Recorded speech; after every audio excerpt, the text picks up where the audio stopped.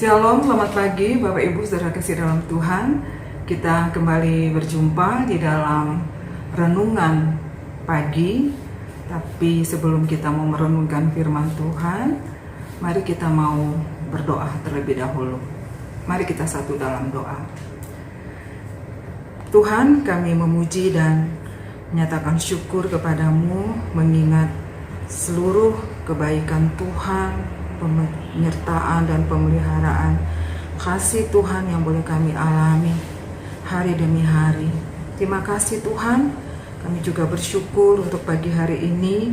Hanya karena kebaikan-Mu kembali kami sama-sama untuk kami mau bersekutu lewat perenungan firman Tuhan pada pagi hari ini. Ya Tuhan, kami mohon ampunilah kami, sucikan dan kuduskanlah kami, dan mohon hikmat pimpinan-Mu di dalam kami merenungkannya, dan juga untuk hamba-Mu yang akan menyampaikannya. Terima kasih Tuhan, di dalam nama Tuhan Yesus Juru Selamat kami yang hidup, kami berdoa. Amin. Ya Bapak Ibu Saudara kasih dalam Tuhan, pagi hari ini kita akan sama-sama untuk kita mau merenungkan satu bagian firman Tuhan di dalam Injil Lukas pasalnya yang ke-19, di mana kita akan melihat sebuah kerinduan dari seorang tokoh di dalam perjanjian baru ini, di mana dia ingin sekali untuk berjumpa dengan Tuhan.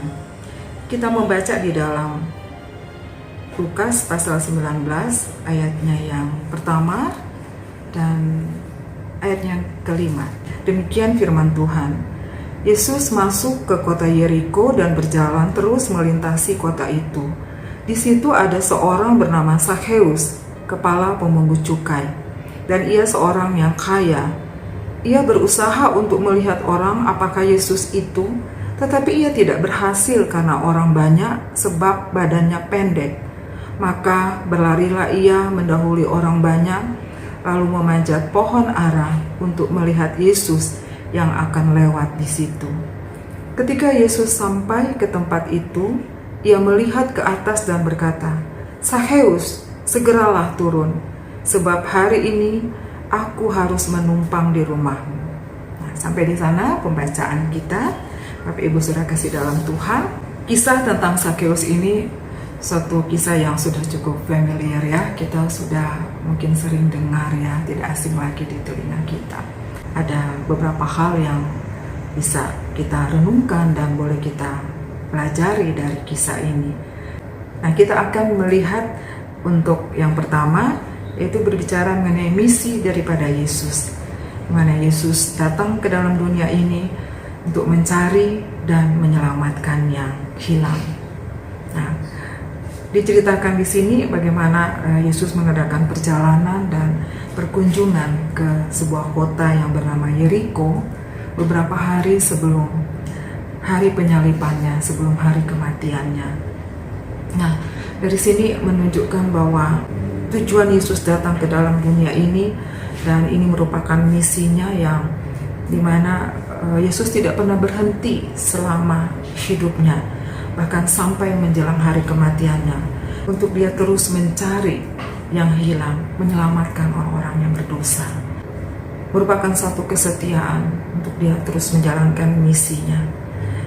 Itu hal ini juga senada dengan apa yang disampaikan di dalam bagian Alkitab yang lain, di dalam Yehezkiel pasal 34 ayat 16. Demikian firman Tuhan, "Yang hilang akan kucari, yang tersesat akan kubawa pulang, yang luka akan kubalut, yang sakit akan kukuatkan, serta yang gemuk dan yang kuat akan kulindungi.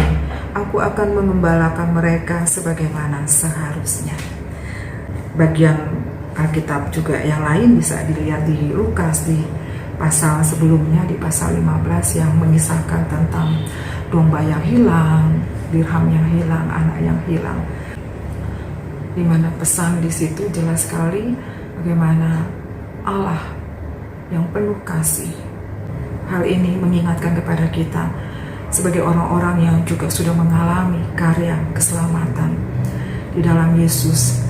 Kita adalah orang-orang yang sudah menjadi miliknya, kita yang adalah umat tebusannya. orang-orang percaya, orang-orang yang beriman kepada Yesus, mari kita juga mau meneladani Yesus di dalam terus mengambil bagian untuk pelayanan pemberitaan Injil.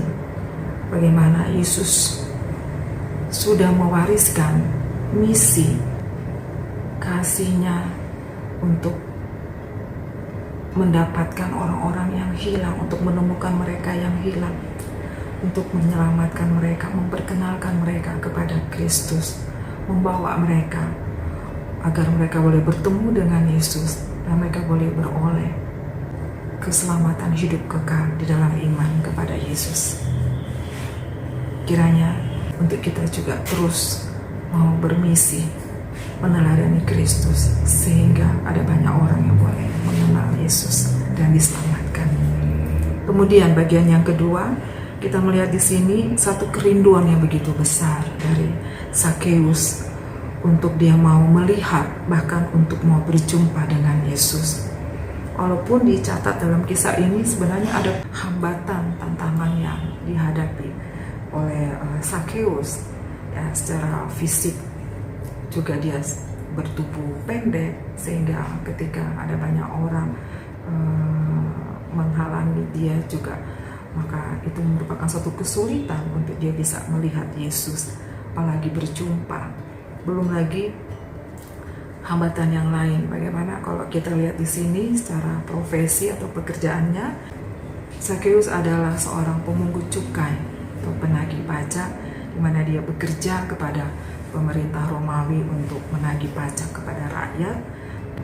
Dan di dalam menjalankan pekerjaannya, Sakeus memeras, dia menipu, dia merampas hak orang miskin. Ada banyak rakyat yang sengsara dibuatnya. Bagaimana dia mengambil dari mereka secara berlebihan dalam jumlah yang cukup besar, dan dia menggunakan itu untuk kepuasannya, untuk kesenangannya, sehingga dia dibenci, dia dianggap sampah di tengah-tengah masyarakat, di tengah-tengah orang sebangsanya. Bapak Ibu Saudara kasih dalam Tuhan, dengan hambatan-hambatan yang ada, Sakeus tidak putus asa. Kerinduannya begitu besar. Dia punya keinginan yang begitu dalam untuk dia bisa melihat dan berjumpa dengan Yesus. Dan kita melihat di sini apa yang dilakukan Yesus di ayatnya yang kelima. Dia berkata supaya Sakeus turun. Yesus memberikan dirinya untuk supaya bisa bertemu dengan Sakeus. Kita melihat satu hal yang indah sekali di sini. Yesus tidak menganggap Sakeus itu adalah sampah sebagaimana anggapan orang-orang banyak pada saat itu, tetapi justru sebaliknya, Yesus memberikan dirinya, dia memulai sebuah relasi, dia membuka sebuah pertemanan, bagaimana dia memberikan dirinya untuk berinisiatif dekat, untuk bersama, untuk bertemu dengan Sakeus yang adalah pendosa dan dibenci masyarakat pada saat itu. Nah, Bapak Ibu Saudara kasih dalam Tuhan, ini mengingatkan kepada kita bahwa semua yang terjadi dalam hidup kita, semua semata-mata hanya karena kasih karunia Tuhan. Tidak ada kekuatan atau kuasa lain yang dapat memungkinkan segala sesuatu itu terjadi seperti yang dialami Sakeus. Secara manusia tidak mungkin, ya, karena dia orang berdosa, orang yang dibenci, dia orang yang hina. Suatu hal yang mustahil mungkin kalau dia bisa bertemu dengan Yesus, berjumpa, bahkan boleh duduk bersama, bahkan boleh dekat dengan Yesus. Tetapi inilah kita melihat, dan ini juga mengingatkan, menjadi suatu perenungan buat kita sekali lagi bahwa hidup kita adalah anugerah kasih Allah. Sejak awal sampai pada kesudahannya, maksud dan tujuan Allah atas kehidupan kita, umatnya, adalah baik. Dan tidak ada satupun hal yang dapat menggagalkan rencana atau tujuan Allah yang agung. Allah merancang semuanya. Allah merencanakan keselamatan buat kita. Tidak ada rancangan Allah yang celaka untuk kita, umat yang dikasihinya. Bukan rancangan kecelakaan, tetapi kebahagiaan di hari depan. Bapak Ibu saudara kasih dalam Tuhan, kalau kita mengingat ini, betapa tentunya kita beruntung, karena kita orang-orang yang sudah terhilang, terpisah dari jalan Allah, persekutuan yang indah dengan Allah, yang penuh kasih. Tetapi kasih Tuhan tidak pernah berkesudahan. Allah merancangkan yang baik untuk kebahagiaan kita. Bagaimana Zakheus ketika dia boleh berjumpa dengan Allah, dia boleh mengalami satu sukacita yang besar. Maka sukacita itulah yang memang Allah sediakan untuk kita. Kita patut bersyukur, kita patut memuji, memuliakan, mengagungkan dan meninggikan Allah Tuhan kita yang kita imani di dalam Tuhan kita Yesus Kristus yang adalah juru selamat kita. Kiranya ini boleh menjadi satu tidak hanya perenungan, tetapi firman Tuhan ini terus kita hidupi dalam kehidupan kita, untuk kita boleh lebih lagi menjadi umat yang mengasihi Tuhan, karena Tuhan sudah memberikan satu sukacita dalam kehidupan kita, yaitu sukacita yang dari surga, karena kita boleh beroleh anugerah keselamatan, kehidupan kekal di dalam iman kepada Yesus. Amin. Tuhan Yesus memberkati. Mari kita berdoa. Terima kasih Tuhan, untuk pagi hari ini kami boleh bersama-sama belajar kembali akan firman-Mu. Kami juga tidak ada bedanya dengan Zakheus Tuhan.